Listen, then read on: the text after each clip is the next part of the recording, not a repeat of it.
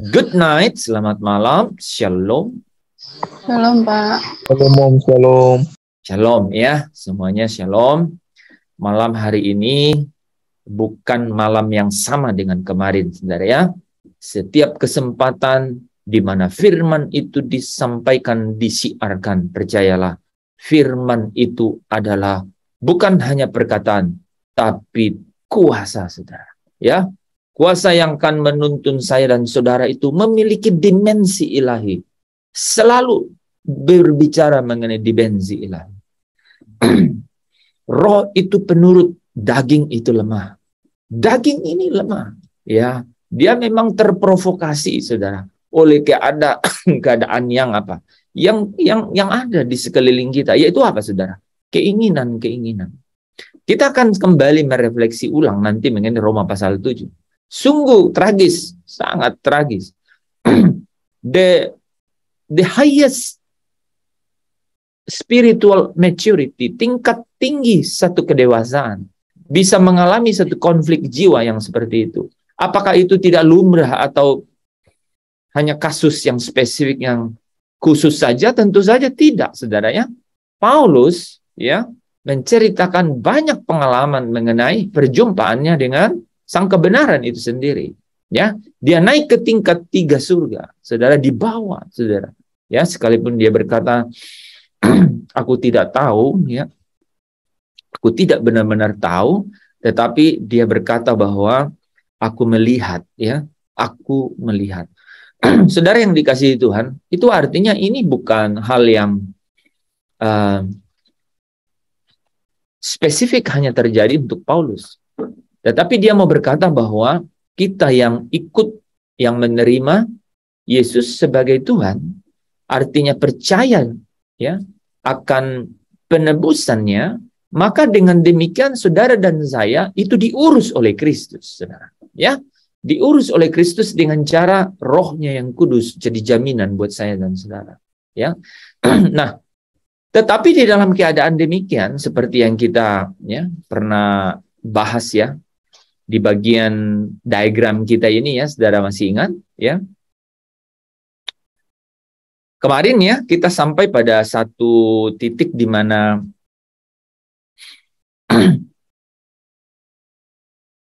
kita menjelaskan mengenai hukum roh kehidupan ya di Roma 8 ayat 2 dan Yohanes 6 ayat 63. Bagaimana setiap konflik di dalam jiwa ya, yaitu pikiran gitu ya, itu yang mendapat ya intervensi langsung dari apa? Dari natur dosa ya, dari tabiat dosa yang bekerja di dalam daging. Bagaimana peran dari roh manusia yang punya kuasa untuk dapat apa? Merubah keadaan. Keadaan yang seharusnya terjepit, tidak berdaya. Paulus bilang, aku tidak tahu apa yang aku perbuat. Sungguhkah demikian? Dia mau berkata, aku tahu tapi aku tidak bisa mengendalikannya. Kira-kira begitu kan? Ya. Teman-teman, kalau kita session, usahakan untuk saudara punya catatan. Ya, catatan itu saudara bisa ulang dengan cara apa? Mendengar ulang, ya. Link-link YouTube yang kemudian diposting, kan ada link YouTube yang diposting khusus untuk GPS program. Itu adalah potongan-potongan yang sudah spesifik. Saudara bisa mengulangnya, ya. Hanya sekitar 1 jam, ada yang kurang dari 1 jam. Jadi tidak banyak. Biasanya mungkin saudara makan lebih lama daripada itu, ya. Itu penting sekali, ya. Itu roti hidup. Roti hidup tadi malam kita bicara, ya. Itulah dagingku. Barang siapa makan dagingku dan minum darahku, katanya apa? Ia mempunyai hidup yang kekal. Ia mempunyai hidup.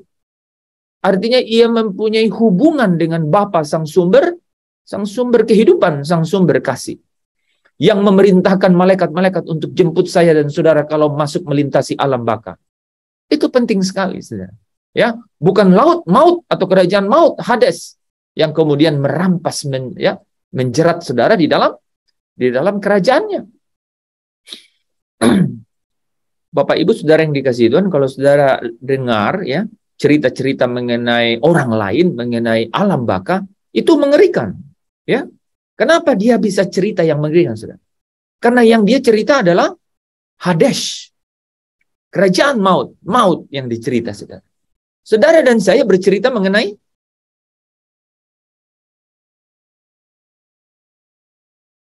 kemana orang percaya pulang. Ke rumah Bapak. Pada saat meninggal kemana? Rumah Bapak. Ke Firdaus. Firdaus. Ya ke Firdaus kan, tempat nyaman. Lazarus pulang ke pangkuan Abraham, tempat nyaman. Ya. Ya. Orang penjahat yang di samping Tuhan Yesus berkata, "Hari ini juga engkau ada bersama aku di Firdaus." Rohnya dijemput oleh malaikat di surga. Saudara punya hubungan dengan surga, surga perintah. Kalau saudara perhatikan setiap instruksi perintah di kitab Wahyu, dari dalam surga terdengar suara. Bapa itu roh, tak kelihatan sudah pasti. Tapi dari dalam surga, artinya apa? Dari dalam tahta Allah, tahta Bapa di surga, Yahweh Elohim, terdengar suara. Dan setiap suara terdengar itu, malaikat bertindak. Ada 3 malaikat, ada 2 malaikat, saudara ya, bermacam-macam. Ya. Nah, ini jadi rahasia, saudara, yang dibukakan oleh Roh Kudus untuk saya dan saudara. Ya, ini hal-hal yang saudara nggak dapat cerita-cerita ini di tempat lain. Ya, tapi kebenaran ini memang hanya ada di dalam ketika saudara dan saya dipimpin Roh Kudus, mata hatinya dibuka, dapat menangkap kebenaran itu. Untuk itulah Roh Kudus, ya, di dalam hukum roh kehidupan itu membangkitkan roh manusia itu. Dengan cara apa? Melalui kebangkitan Kristus. Cawan perjanjian yang baru yang dimeteraikan oleh darah Kristus. Ada kebangkitan di situ.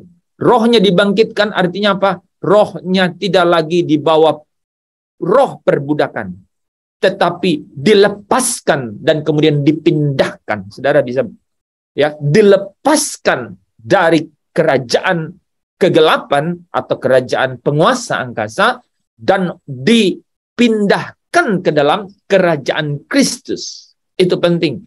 Di sana apa yang terjadi? Transaksi terjadi. Ingat saudara ya, yang terjadi apa?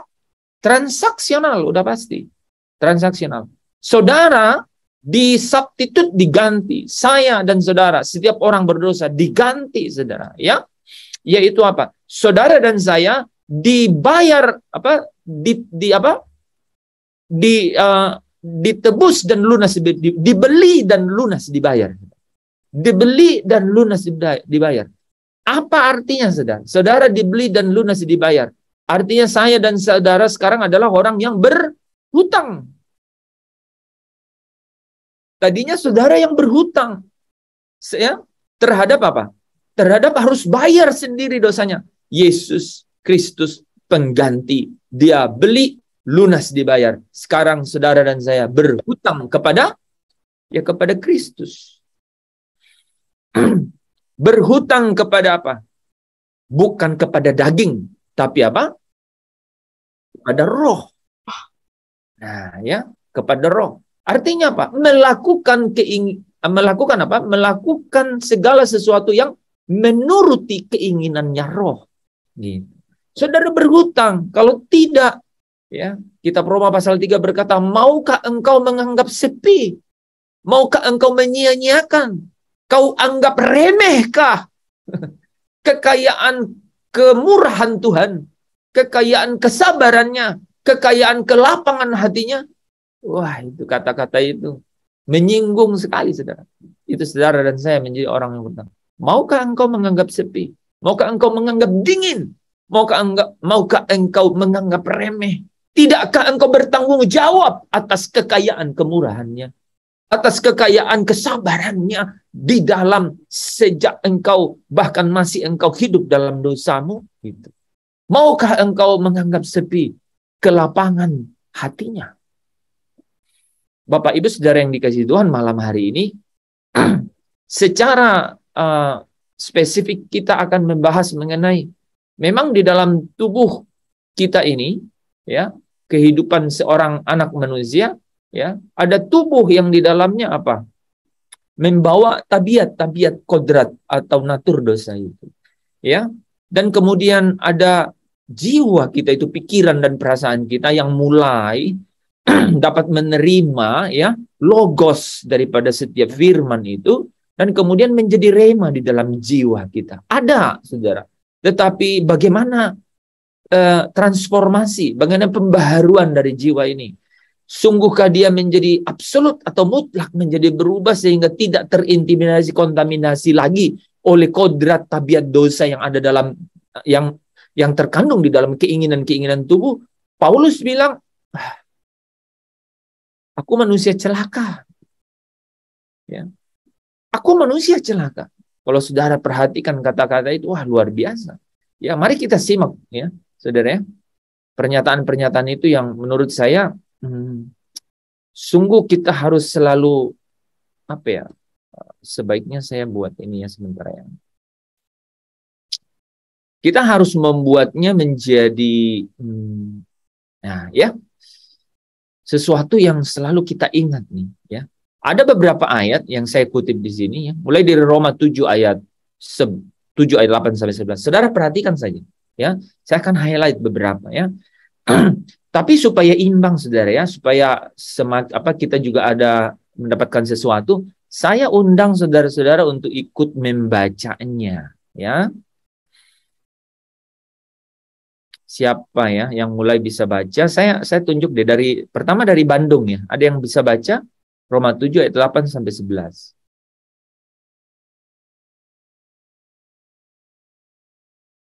Giliran Bandung nih, silakan.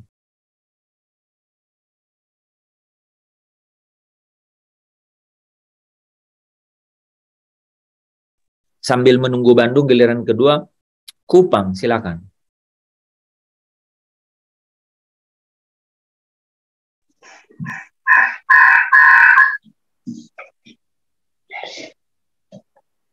Oke, Yanti, silakan. Roma 7 ayat 8 sampai 11. Tetapi dalam perintah itu dosa mendapat kesempatan untuk membangkitkan di dalam diriku rupa-rupa keinginan, sebab tanpa hukum Taurat dosa mati. Dahulu aku hidup tanpa hukum Taurat, akan tetapi sesudah datang perintah itu, dosa mulai hidup. Sebaliknya aku mati, dan perintah yang seharusnya membawa kepada hidup, ternyata bagiku justru membawa kepada kematian. Sebab dalam perintah itu, dosa mendapat kesempatan untuk menipu aku, dan oleh perintah itu, ia membunuh aku. Amin. Ngeri nggak saudara baca ini? Potongan ini. Hah? Ini Paulus yang tulis. Ya. Ini ada rahasia yang saudara bisa lihat di sini. Coba perhatikan. Jadi dalam perintah, ya, ini loh, ya, di dalam perintah, saya kasih ini, ya.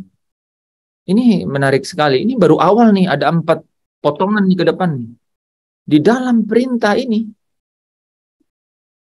dosa itu mendapat kesempatan, ya, sehingga, ya, dosa mendapat kesempatan di dalam perintah. Kesempatannya apa? Membangkitkan rupa-rupa keinginan. Jadi keinginannya kan sudah ada di dalam. Tapi dosa mendapat kesempatan membangkitkan keinginan itu. Ya. Di dalam perintah itu. Makanya dibilang karena Taurat, karena perintah, saudara-saudara bisa sebenarnya mengeneralisir ini menjadi hukum Allah. Bahkan perintah yang kita dengar sekarang, itu juga dosa mulai hidup. Karena ada perintah. Kalau tidak ada perintah, dia bilang apa?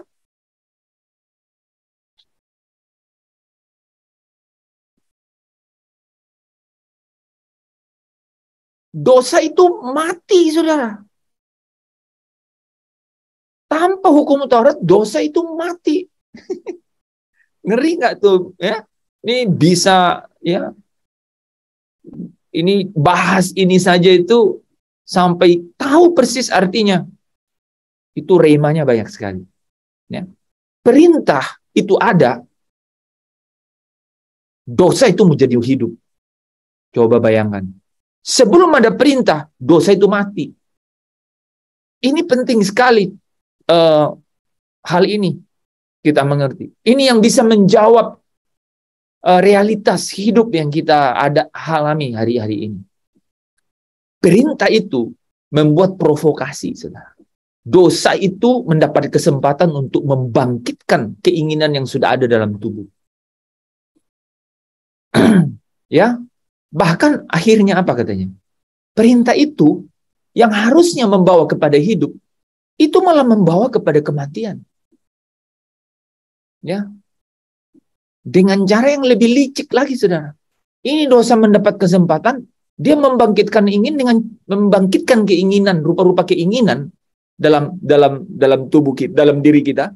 Itu dengan cara apa? Menipu.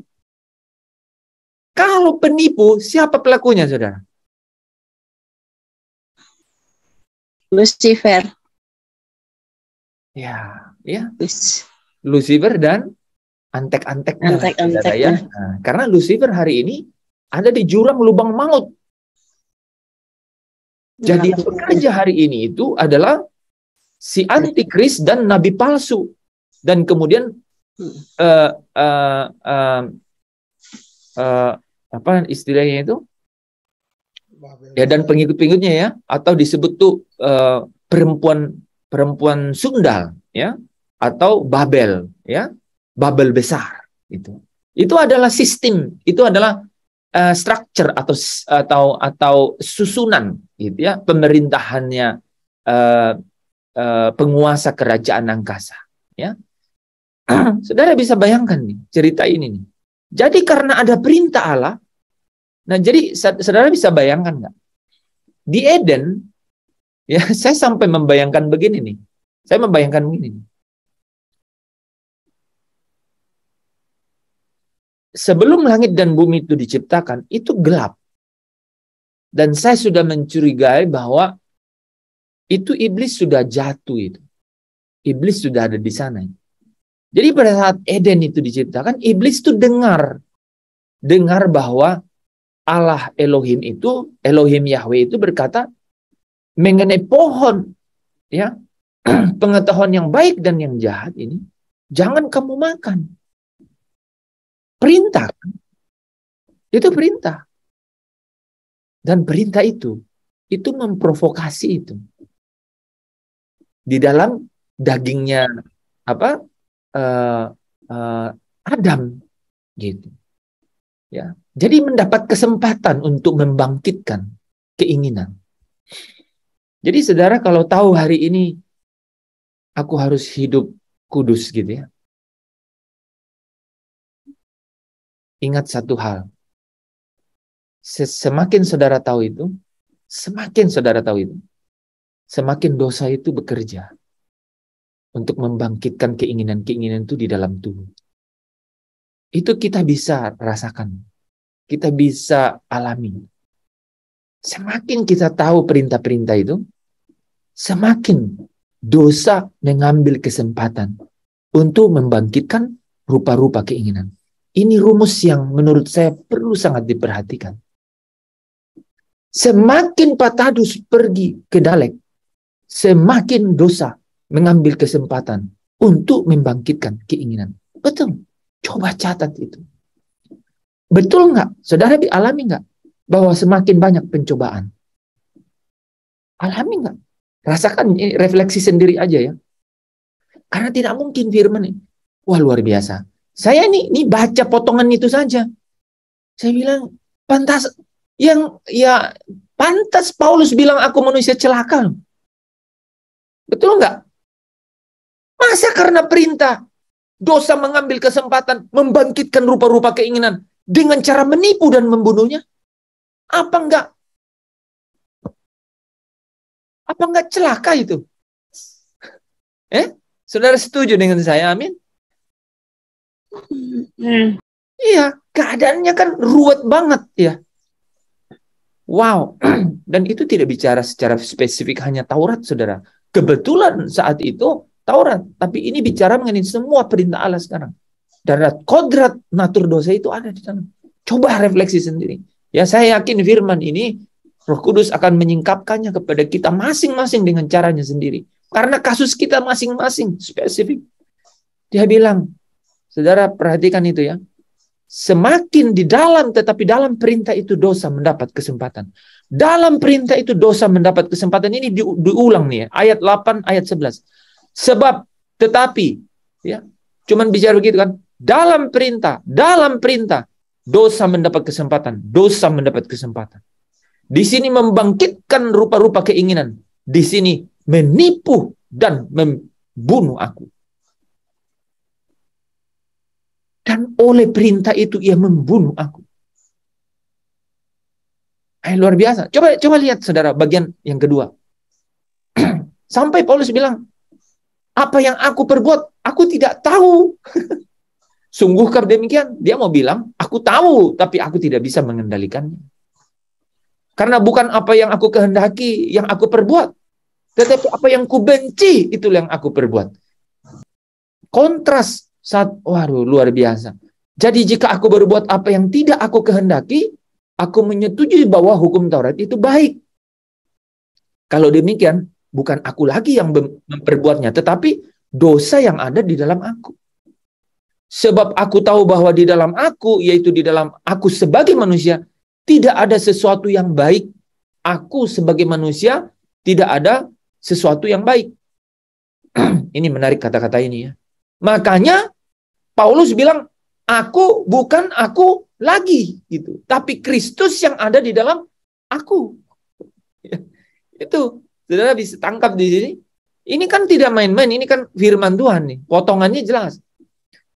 Sebab aku tahu bahwa di dalam aku, yaitu di dalam aku sebagai manusia, tidak ada sesuatu yang baik. Coba saudara, bilang sama diri saudara sekarang, di dalam aku tidak ada sesuatu yang baik. Iya. Tetapi karena aku bukan aku lagi, melainkan Kristus yang ada di dalam aku, maka aku ini, Kristus itu apa saudara? Sudah tahu? Kristus itu adalah hidup. Dan hidup itu adalah terang manusia. Dan terang manusia itu bercahaya, sehingga kegelapan itu tidak menguasainya. Amin. Jadi di dalam setiap konflik jiwa ini, saya juga menyampaikan pastoral message, berita pengembalaan bahwa engkau tidak sendiri. Memang ada konflik seperti ini yang kita alami, Paulus alami, manusia alami. Ayat 19, sebab bukan apa yang aku kehendaki, yaitu yang baik yang aku perbuat, melainkan apa yang tidak aku kehendaki, yaitu yang jahat yang aku perbuat. Jadi dia tidak bilang yang jahat ada padaku, enggak. Yang jahat yang aku perbuat.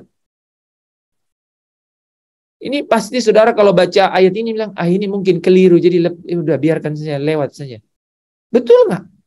Nggak ada, saudara bisa baca. Seolah-olah apa? Seolah-olah saudara manusia kalah di sini. Nggak ada kemenangan di sini. Ya. Jadi jika aku berbuat apa yang tidak aku kehendaki, maka bukan lagi aku yang berbuatnya. Wah, saudara.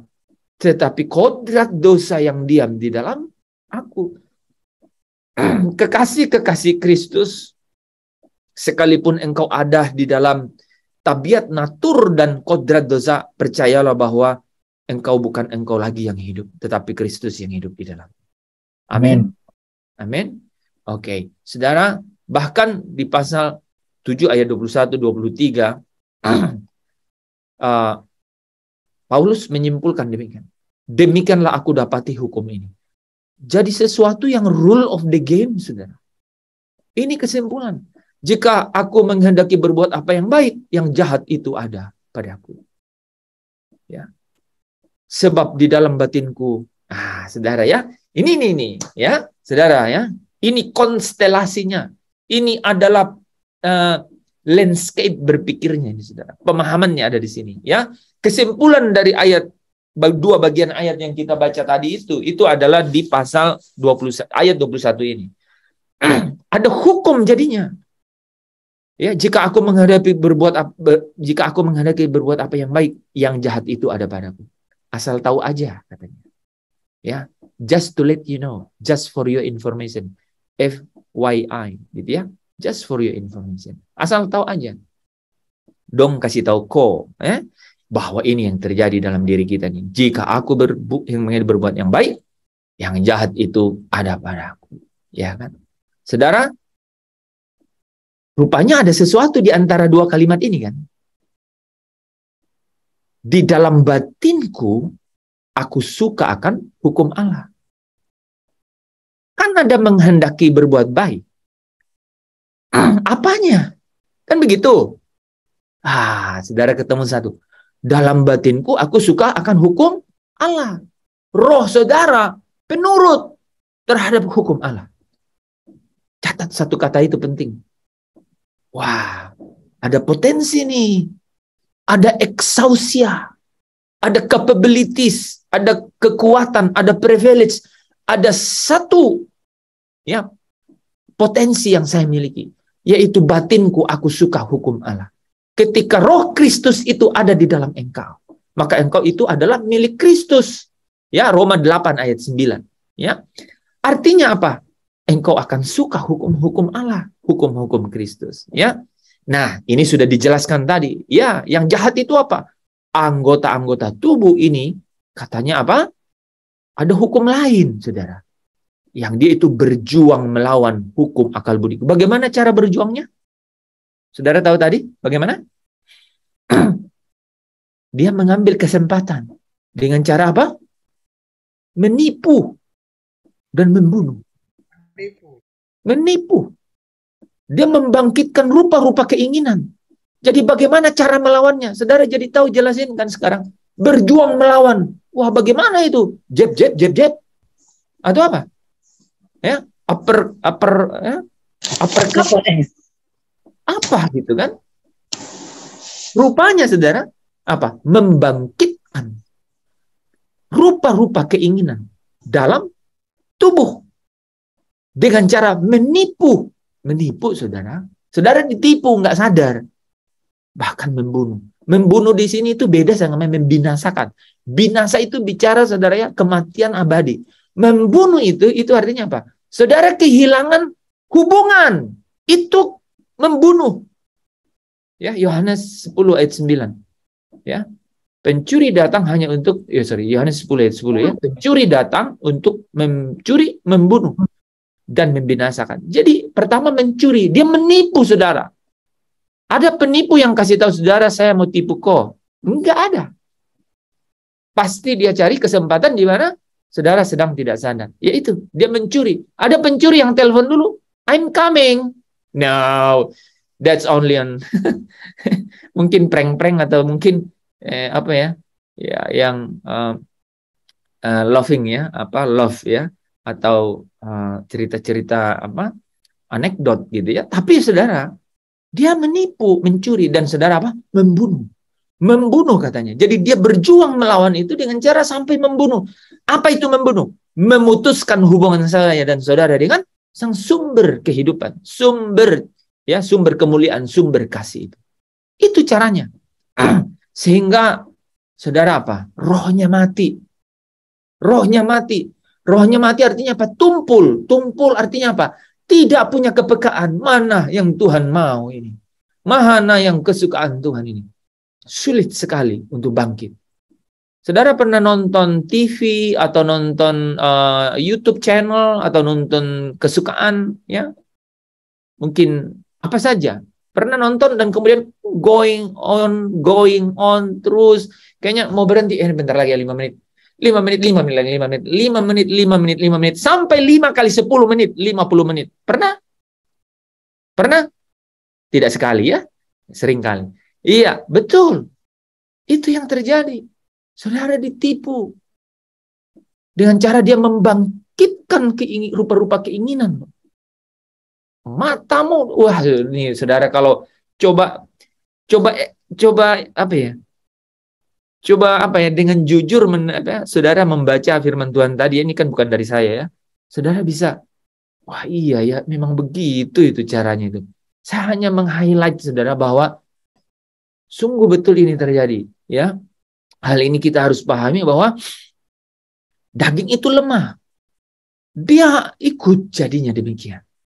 Ya. Dan ingat ya, saya sudah bilang tadi ya, siapa yang biasa menipu? Itu saudara.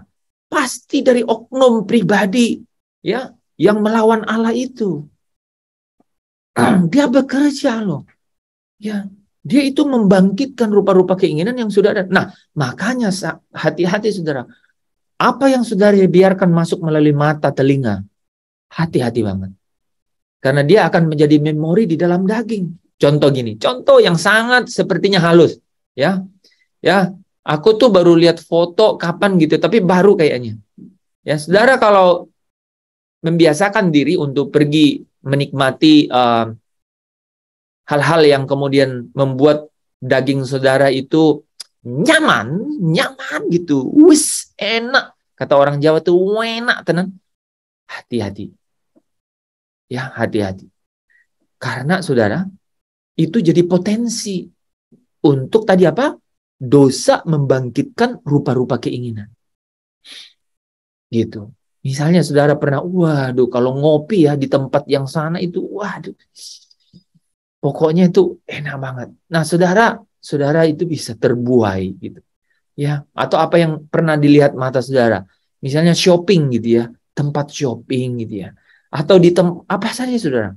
Ya, pemandangan alam itu bisa juga menjadi seperti itu buat kita itu. Ya, makanya apapun sebenarnya boleh, ya, asalkan apa? Jangan pernah itu mengikat saudara. Nah, tapi begini, gimana cara saudara bisa tahu bahwa itu mengikat atau enggak? Sementara di sini jelas-jelas, ya, jelas-jelas dikatakan Paulus, demikianlah aku mendapati hukum ini. Jadi hukum. Seperti hukum gravitasi ya saudara ya. Saudara nggak perlu atur. Kalau sesuatu itu jatuh pasti ke bawah. Ya. Jadi nggak usah bilang, nanti jatuh ke bawah. Ya enggak, jatuh udah pasti ke bawah. Atau bilangin orang, nanti turun ya ke bawah. Nggak perlu ya, turunnya pasti ke bawah. Ya. Nanti naik ya ke atas. Enggak ya, naik pasti ke atas. Ya kan? Itu hukum kan. Gravitasi. Nah ini Paulus bilang, demikian aku dapati hukum ini. Ya. Yang apa yang baik yang ku kehendaki, tetapi yang jahat itu ada padaku. Tapi ingat itulah konstelasinya, itulah keadaannya, realitasnya. Realitas natur tabiat kodrat dosa. Di situ ya. Daging lemah, rohnya penurut. Oke? Harus. Nah makanya Bapak Ibu, saya lanjut sedikit ya. Makanya gini nih, saudara perhatiin ya. Di dalam Matius 26 ayat 41, Yesus yang berkata, berjaga-jagalah dan berdoalah, supaya kamu jangan jatuh ke dalam pencobaan. Roh memang penurut, tetapi daging lemah. Ini Yesus ingatkan nih. Nah, saudara bisa sekarang menjelaskan ayat ini, bukan? Ya. Apa yang dimaksud jatuh ke dalam pencobaan di sini?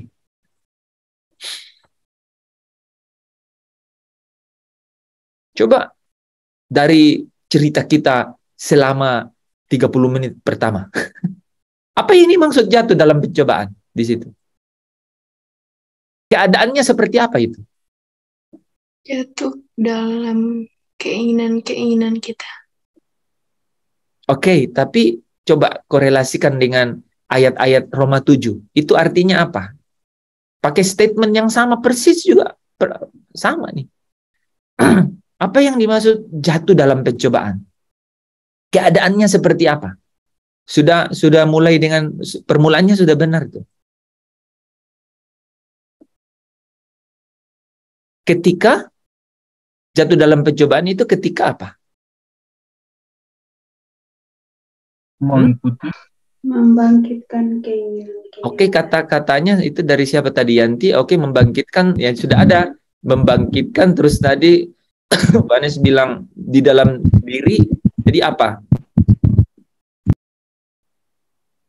Ayat 15 tadi. Ya. Coba baca ulang lagi ya Alkitab bukunya. Ayat 15 dan 19. Itu kata-katanya cuma diulang aja itu. Sorry, ayat 8. Sorry, 8 dan 11.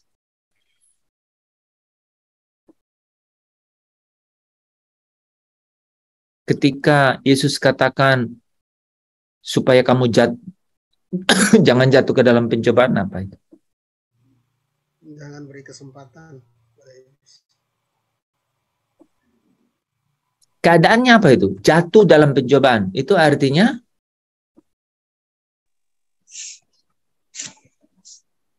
memberikan kesempatan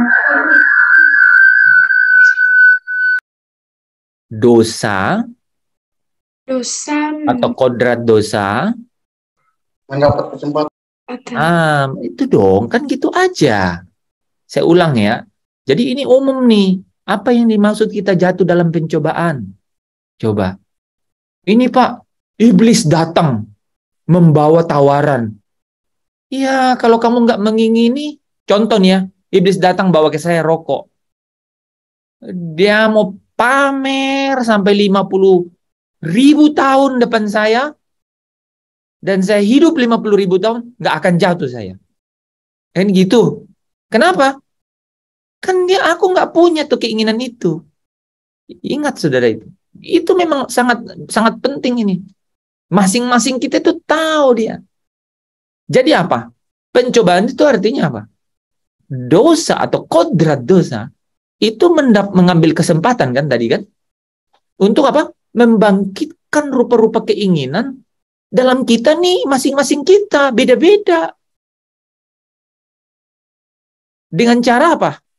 Menipu kita. Itulah pencobaan itu.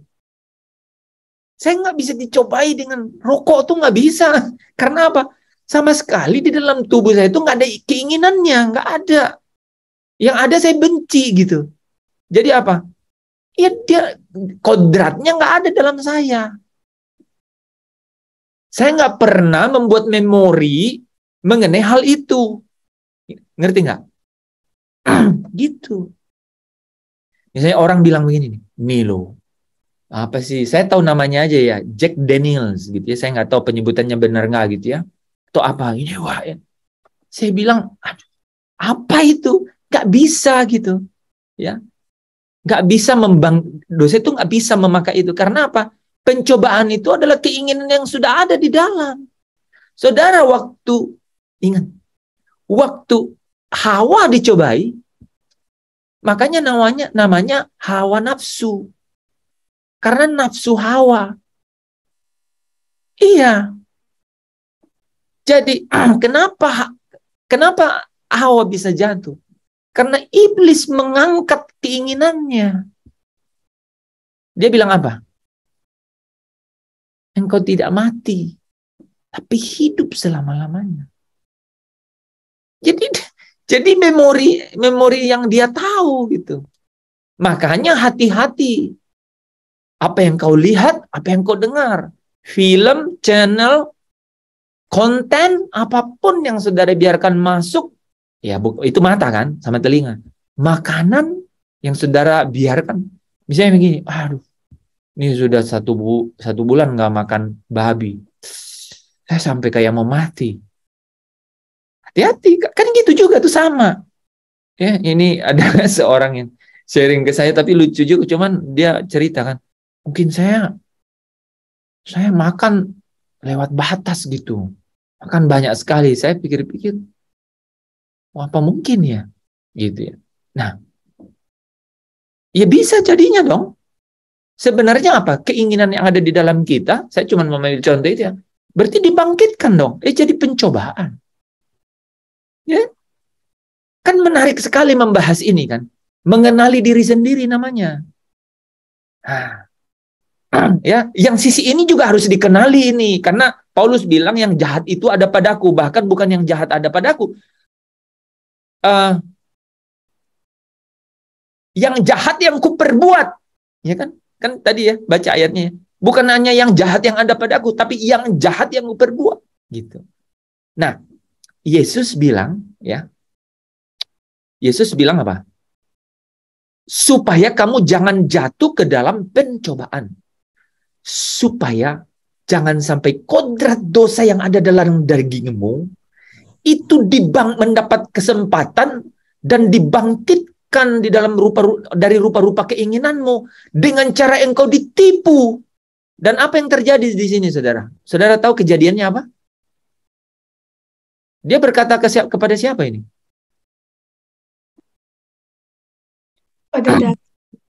Kepada siapa? Pada daging kita. Enggak, ini Yesus yang ngomong nih. Dia ngomong ke siapa ini? Di dalam Matius 26. Kita. Kepada kita, manusia. Kepada murid-murid kan. Ini kan cerita ini di Taman Getsemani. Taman Getsemani. Ini cerita di Taman Getsemani. Kan? Kan Yesus bilang gini, tidakkah kamu sanggup berjaga-jaga? 1 jam. 1 jam saja, makanya ada sekarang gereja 1 jam. Mungkin ya, mungkin. Karena Alkitabiah gitu.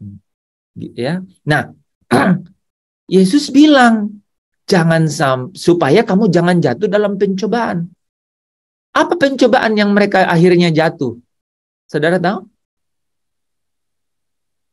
Murid-murid, dia ngomong sama murid-murid, apa? Tidur, betul. Daging itu lemah. Akhirnya mereka lelah dan katanya tertidur. Itu dari iblis. Bukan. Dari daging sendiri. Ya. Tapi saudara sekarang kan kalau saya nanya begitu kan sekarang kan ikutin jawaban yang lumrah kan? Bukan dari kita. Tapi saudara bisa jawab dengan benar hari ini kan? Bahwa dosa atau kodrat dosa yang dibangkitkan dalam keinginan kita yang lelah itu dengan cara kita ditipu. Artinya iblis pasti ada dalam konteks dosa. Karena kita hanya bisa jatuh kalau kita ditipu. Saudara tangkap kan? Iblis manapun, mungkin roh-roh jahat. Jadi level terendah dari iblis itu namanya roh-roh jahat. Nah, ya, itu level terendahnya namanya roh-roh jahat. Penghulu, pemerintah, penguasa, dan roh-roh jahat. Ya, pasti ada. Karena pasti ada, justru berjaga-jagalah dan berdoalah. Kalau bukan itu, saudara, manusia pasti bisa mengatasi.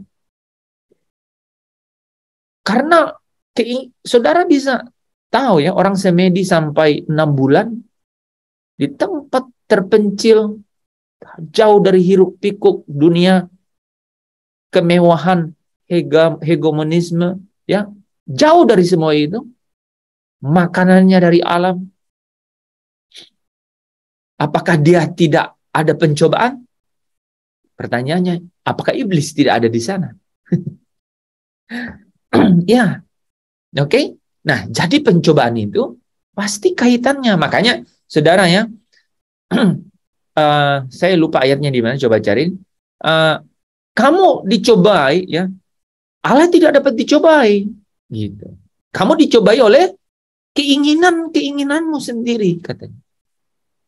Di sini lebih lengkap dong, ya, lebih lengkap. Oh, rupanya keinginan itu dibangkitkan oleh satu kesempatan yang namanya dari natur dosa, dengan cara kita ditipu dan kemudian kita dibunuh.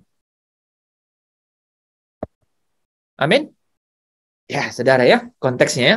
Wah, itu saudara kalau sampai catat komplit itu, wah, saudara bisa implementasikannya. Tadi Pak Tadu sudah kasih ayat itu ya. Di Yohanes 8 ayat 44. Nah, Yohanes 8 ayat 44 ada di note di chat ya. Iblislah yang menjadi bapamu dan kamu ingin melakukan keinginan-keinginan bapamu. Ia adalah pembunuh manusia sejak semula. Pembunuh itu artinya memutuskan hubungan dengan Bapa di surga, ya. Dan tidak hidup dalam kebenaran, sebab di dalam dia tidak ada kebenaran. Apabila ia, nah itu makanya tipu. Apabila ia berkata dusta, ia berkata atas kehendaknya sendiri, sebab ia adalah pendusta dan bapa segala dusta. Tuh ayat itu kalau disanding-sandingkan semua, wah luar biasa itu. Saudara bisa buat satu paparan, ya, realitas hidup.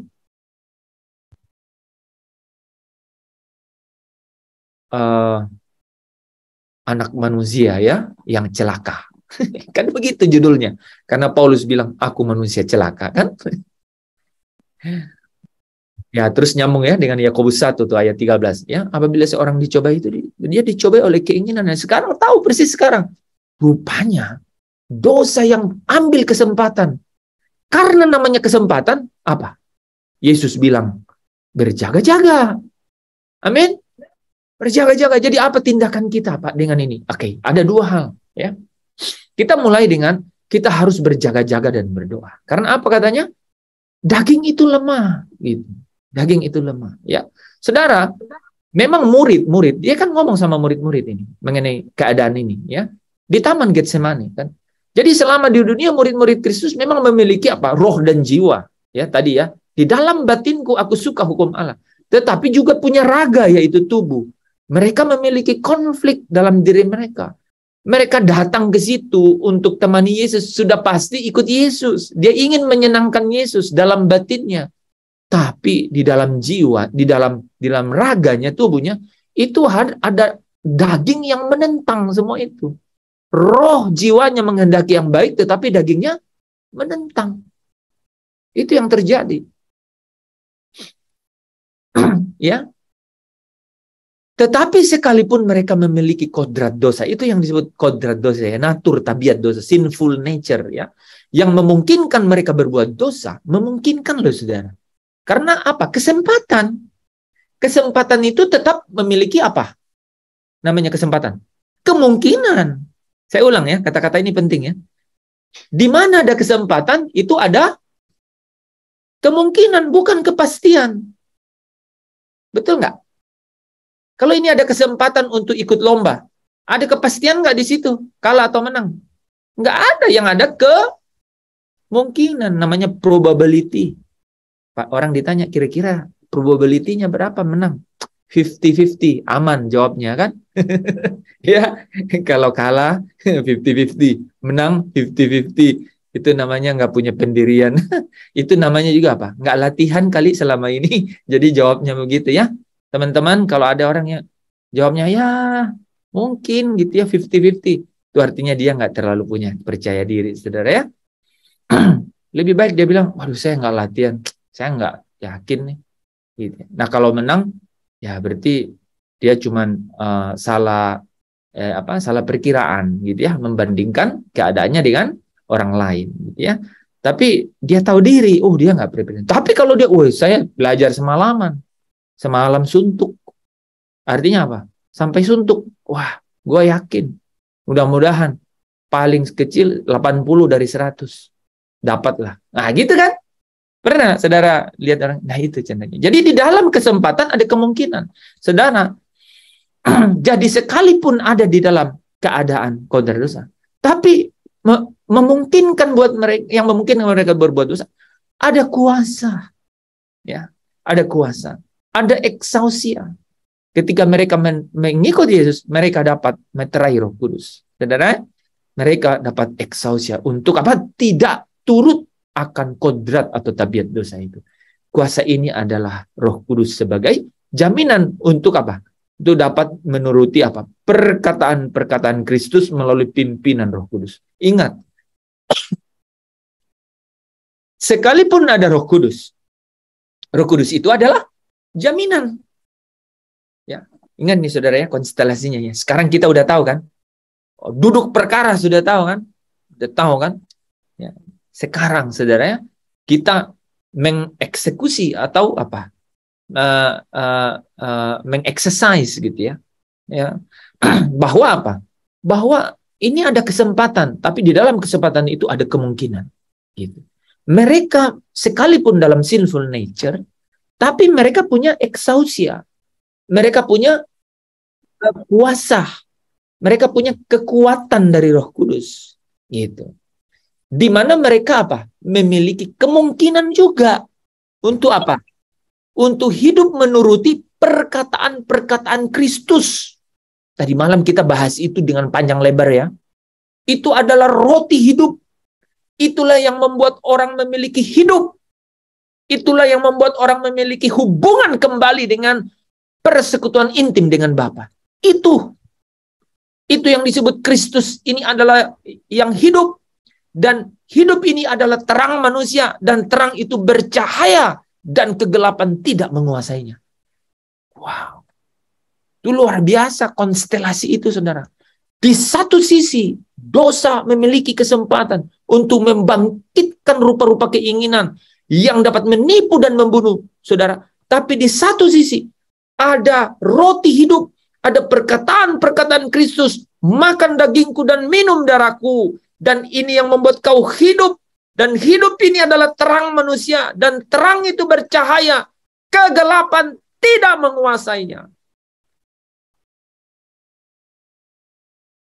Saudara, yang menjadi penentu, roh penurut, daging lemah. Marilah hamba-hamba Tuhan, tunjukkan wajahmu, gitu. Tunjukkan, ya, engkau adalah pemenang. Ya, nah, ya, saudara, di dalam bagian ini, ya, Roh Kuduslah ini yang dapat menghidupkan roh manusia itu. Nah, sekarang kan tadi saya bilang, ini kembali ke saudara. Apanya yang saudara? Di sini ada Roh Kudus, di sini ada kodrat dosa. Itu roh manusia, nismat kaim, untuk dapat memiliki kembali kekuatan yang menjadi kendali di jiwa. Jadi dia bisa mengendalikan tadi kan jiwanya, ya, yaitu pikiran dan perasaan yang bertindak dalam kehendak yang menghasilkan perbuatan. Saudara bisa bayangkan, kenapa Wahyu 20 ayat 12-14 berkata, manusia berdiri, setiap orang-orang mati besar kecil berdiri di tahta dan dihakimi menurut perbuatan, karena perbuatan ini itu hasil dari kehendak. Kehendak ini hasil dari apa yang dihasilkan dari pikiran dan perasaan, yang adalah jiwa yang dikendalikan oleh roh manusia itu, nismat hayim itu. Yang artinya, kalau roh itu hidup, artinya dia memiliki hubungan dengan Bapa di surga. Memiliki persekutuan intim dengan Bapa. Mengerti apa itu kehendaknya Allah. Sehingga itulah dasar untuk apa? Menghakimi mereka. Saudara jadi tahu juga nih ya, isi Roma 2 tuh ya, ayat 14-16 kan. Manusia dihakimi menurut hatinya. Apa yang ada di dalam rohnya. Ya, mudah-mudahan saudara terus nyambung ya. Jadi ketika roh dimerdekakan dan menghendaki untuk hal-hal baik, ya, roh penurut, daging sebaliknya menentang dan tidak menyukainya. Ya, itu yang terjadi. Ya. Ya, sama seperti yang kita bahas tadi ya, Roma pasal 7 ya. Jadi ketidakberdayaan di dalam melayani Allah merupakan kemelesetan dan ketidaksetiaan yang kita miliki sebagai sifat, kodrat, natur, tabiat. Ya, di dalam diri setiap orang. Ya, ini meninggalkan duka dan beban yang menyusahkan umat Allah. Itu yang disebut padang gurun dunia. Sebenarnya, ya. Sekarang saudara jadi paham. Dia bilang apa? Kita bertanding bukan melawan penguasa-penguasa, tapi melawan darah dan daging, tetapi melawan penguasa-penguasa di udara. Iya, kita ini bukan melawan darah dan daging, tapi melawan penguasa-penguasa. Gitu. Nah, dari situ kita bisa tangkap kan? Wah, memang dia nih yang menipu. Yang menjadi provokator menggunakan kesempatan natur tabiat dosa untuk apa? Untuk membangkitkan rupa-rupa keinginan. Jadi saudara sedang tidak melawan keinginan-keinginan saudara sebenarnya. Di dalam tubuh. Saudara sedang melawan siapa yang membuat itu bangkit gitu. Makanya Yesus berkata,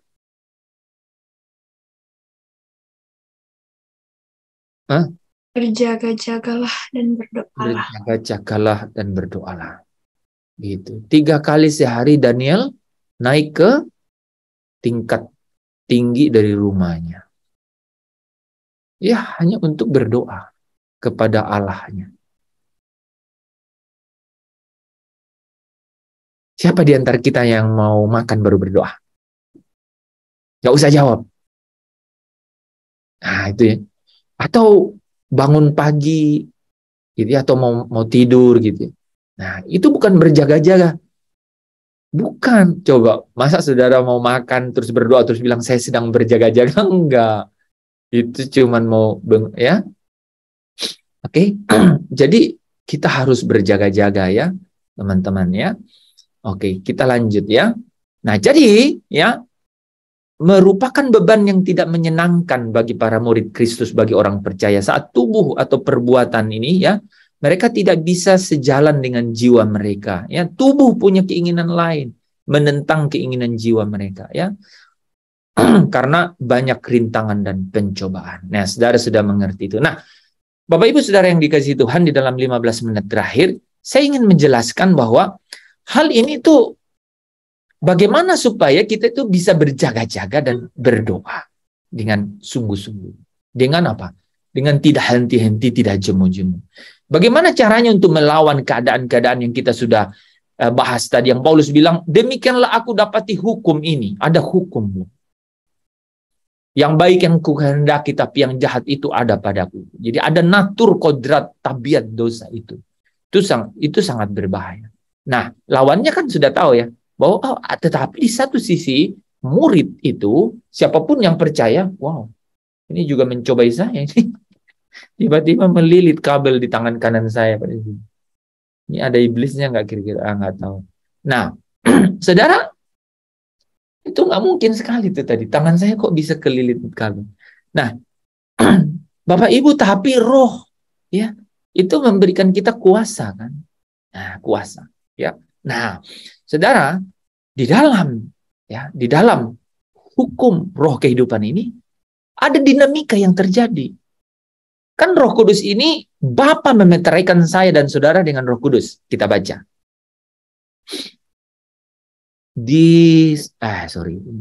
Salah share screen. Gini cara share screen-nya. Oke. Nah, saya sudah catat di sini. Nah, saudara ya, kalau saudara ditanya, benar Roh Kudus ini ya. Roma 8 ayat 9 dan 1 Korintus 6 ayat 19 kan? Ada yang bisa baca? Bandung kembali saya panggil. Dari Bandung, ada yang bisa baca? Roma 8 ayat 9. Tetapi kamu tidak hidup dalam daging, melainkan dalam roh. Jika memang roh Allah diam di dalam kamu, tetapi jika orang tidak memiliki roh Kristus, ia bukan milik Kristus. 1 Korintus 6 ayat 19. Tidak tahukah kamu bahwa tubuhmu adalah bait Roh Kudus yang diam di dalam kamu, Roh Kudus yang kamu peroleh dari Allah, dan bahwa kamu bukan milik kamu sendiri. Nah, saudara ya, perhatikan ya. Terima kasih, Grace. Jadi, namanya aja Grace ya. Tetapi kamu tidak hidup dalam daging, melainkan dalam roh. Jika. Jadi ada kondisionalnya kan. Jadi kamu itu tidak hidup dalam daging, melainkan di dalam roh, jika memang roh Allah itu diam di dalam kamu gitu. Jadi ada buktinya kan gitu, ada kondisinya. Tetapi jika orang tidak memiliki roh Kristus, ia bukan milik Kristus. Nah, sama dengan 1 Korintus 6 ayat 19 kan. Atau tidak tahukah kamu bahwa tubuhmu adalah bait Roh Kudus yang diam di dalam kamu? Ya, Roh Kudus yang kamu peroleh dari Allah. Nih, saudara ya. Roh Kudus yang kamu peroleh dari Allah. Jadi Allah yang meteraikan saya dan saudara dengan Roh Kudus. Oke? Dan kemudian Allah memberi Roh Kudus jadi jaminan. Ada 2 ya, ingat ya. Itu Allah Bapa Yahweh Elohim. Dan dia di dalam Kristus itu menyelesaikan korban penebusan dia di dalam Kristus. Ya, sang anak yang kemudian jadi penebus. Dengan demikian, saudara, ketika saudara percaya, saudara dimeterai. Itu artinya saudara dilepaskan dari kegelapan dan masuk ke dalam kerajaan anaknya Kristus. Setelah itu, Kristus yang pegang kendali atas hidup saya dan saudara. Hidupku bukannya aku lagi, melainkan Kristus dalamku. Kristus baptis saya dan saudara dengan Roh Kudus. Tenggelamkan masuk. Lebih dalam lagi. Dalam apa? Penguasaan Roh Kudus.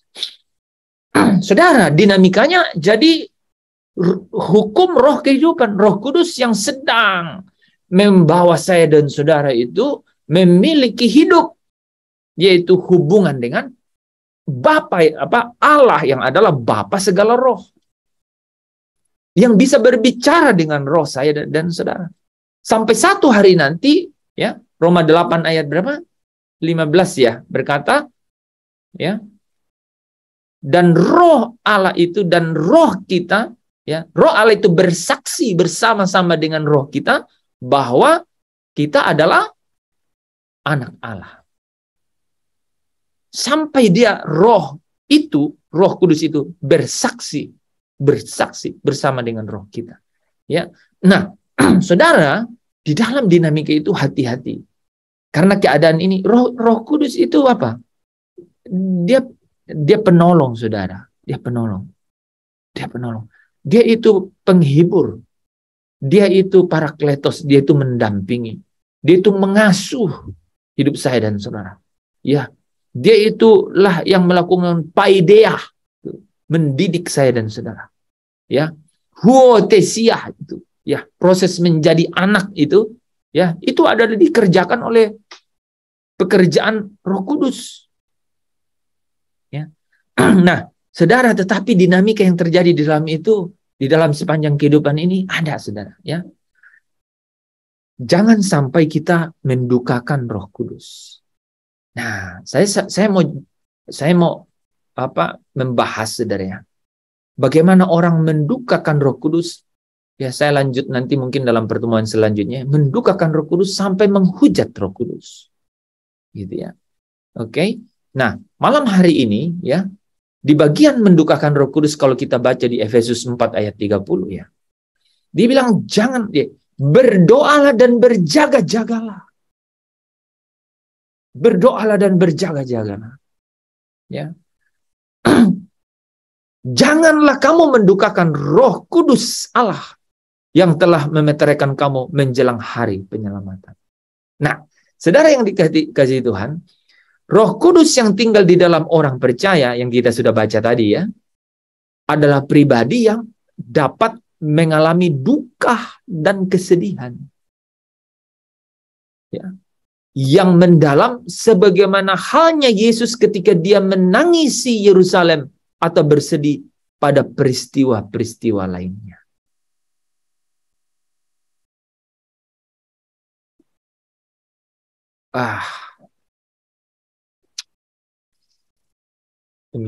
Bentar.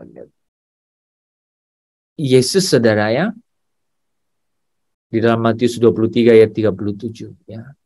Yerusalem, Yerusalem, engkau yang membunuh nabi-nabi dan melempari dengan batu orang-orang yang diutus kepadamu.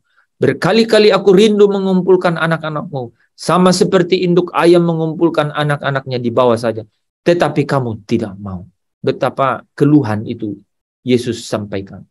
Ia berduka cita karena kedegilan mereka, dengan marah ia memandang sekelilingnya kepada mereka, lalu ia berkata kepada orang itu, ulurkanlah tanganmu, dan ia mengulurkan tangannya, maka sembuhlah tangannya.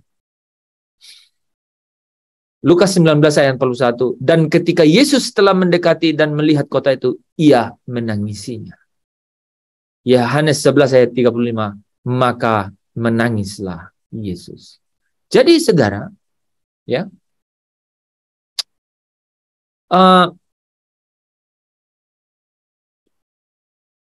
Roh Kudus juga mengalami duka atau kesedihan ketika pribadi ini ya tidak direspon oleh setiap orang yang sudah dibaptis dengan Roh Kudus. Orang percaya mendukakan Roh Kudus apabila mereka mengabaikan kehadiran, mengabaikan suara, atau mengabaikan pimpinan Roh Kudus. Ini ayatnya panjang sekali ya, nanti saudara baca ya. Ini semua bicara mengenai kalau kamu hidup menuruti keinginan daging, maka kamu tidak hidup menuruti keinginannya Roh. Ya. Roh Kudus berduka ketika kita mengabaikan kehadiran, mengabaikan suara atau pimpinannya. Ya. Nah, mendukakan Roh Kudus itu, saudara, itu membawa ya setiap orang itu kepada penolakan akan Roh Kudus. Wah, ini kita bisa nanti baca ya. Ya, kita bisa baca dengan baik nanti ini saudara ya, penolakan terhadap Roh Kudus. Wah, saya nggak pernah. Oke, coba kita uji nanti ya. Ini bahannya lumayan panjang nih, penolakan Roh Kudus. Jadi, mendukakan Roh itu mulai dengan kita menolak Roh Kudus. Kita keras kepala. Tegar tengkuk. Saudara tahu tengkuknya mana? Pegang tengkuknya mana? Ini ya, tengkuk. Nah, kalau tegar tengkuk itu saudara, itu tengkuknya nggak mau dikasih untuk dikasih kuk. Saudara ingat Matius 11 ayat 29? Pikulah kuk yang kuberikan. Minta tengkukmu gitu. Supaya kupasang kuk di atasnya. Gandar namanya. Gandar ya. Yaitu untuk mengendalikan. Ya. Tapi ada orang yang tegar tengkuk, keras kepala. Ini penolakan terhadap Roh Kudus. Ini yang menuntun orang kepada mendukakan Roh Kudus. Yang seterusnya setelah dia tolak saudara, dia menghasilkan pemadaman api roh. Dia memadamkan Roh Kudus. Dan akhirnya saudara menghina roh kasih karunia itu sendiri. Wah, saudara, kita bahas ini panjang nih. Ya, saudara bisa bayangkan dari menolak, tegar tengkuk, keras kepala, ya, akhirnya dia padamkan suara roh itu. Akhirnya dia bisa menghina roh kasih karunia itu. Ini di sini nanti muncul yang kata murtad-murtad itu. Ya. Ini di sini ada perjanjian darah, perjanjian baru. Engkau menginjak-injak anak manusia. Ya, itu di sini, saudara. Ya. Nah, saudara, tindakan terakhir ini itu dapat dihubungkan dengan hal menghujat roh, sesuatu yang tidak bisa diampuni. Ini panjang nih, jadi saya mau jelaskan panjang mengenai hal ini ya, gitu ya. Tadi kan yang kita bisa jadikan modal untuk menghadapi situasi ya, situasi kita atau realitas kehidupan kita, yang jahat ada padaku atau yang jahat yang kuperbuat. Itu gimana? Rohnya, saudara. Exousia. Ya. Ada privilege, ada kapabilitas, ada kekuatan. Ya. Yang apa? Yang apa? Yang timbul dari apa? Makan roti hidup, roti surga, manna surgawi. Yaitu perkataan-perkataan Kristus. Oleh pekerjaan Roh Kudus. Nah, dinamika pekerjaan Roh Kudus ini selalu dia itu penolong. Dia pendamping, parakletos, dia penghibur. Dia yang mengasuh saya dan saudara. Babysitting. Ya, mengasuh saya dan saudara. Tapi dinamikanya itu rupanya ada, saudara. Sering disebut dalam satu kata mendukakan. Mulai dengan apa? Kita menolak. Ya, saudara pernah mau ikat ya, binatang kesayangan tapi kepalanya, ya pernah? Itu tegar tengkuk namanya. Dia nggak mau kasih tengkuknya, itu tegar tengkuk. Ya, Matius 11:29 bilang, pikulah kuk yang kuberikan. Kasih tengkukmu supaya ku kasih kuk atau gandar di atasnya supaya kau terkendali. Engkau jangan liar gitu. Kalau kau liar, ayat 28, kau letih lesu dan berbeban berat. Kau tidak menemukan anapauso atau perhentian atau kelegaan. Nggak bisa. Saudara ya. Jadi, orang menolak. kemudian dari situ sedikit-sedikit dia memadamkan roh itu. Dan saya menarik gitu ya, itu dilanjutkan dengan menghina Roh Kudus. Ada saudara ya, ayat-ayatnya ada. Nanti kita bahas. Dan itu sejajar dengan menghujat Roh Kudus yang namanya dosa kekal, dosa yang tidak bisa diampuni. Bapak Ibu Saudara yang dikasihi Tuhan, demikian firman kebenaran malam hari ini. Wah, saya sih mau lanjut lagi nih ya, supaya nggak putus ya. Kalau bisa nanti coba diatur dengan Pak Anton supaya Kamis kita lanjut, karena ini menarik ya. Bagaimana dinamika Roh Kudus ini menghidupkan ya. Rupanya ada istilah mendukakan gitu ya. Nah, ini menarik kan kita bahas itu. Am I doing? Apakah saya sedang mendukakan Roh Kudus? Kalau demikian saya tidak sedang dihidupkan rohnya kan? Gitu. Apakah saya sedang tegar tengkuk keras kepala gitu? Apakah saya sedang menghina Roh Kudus? Amin.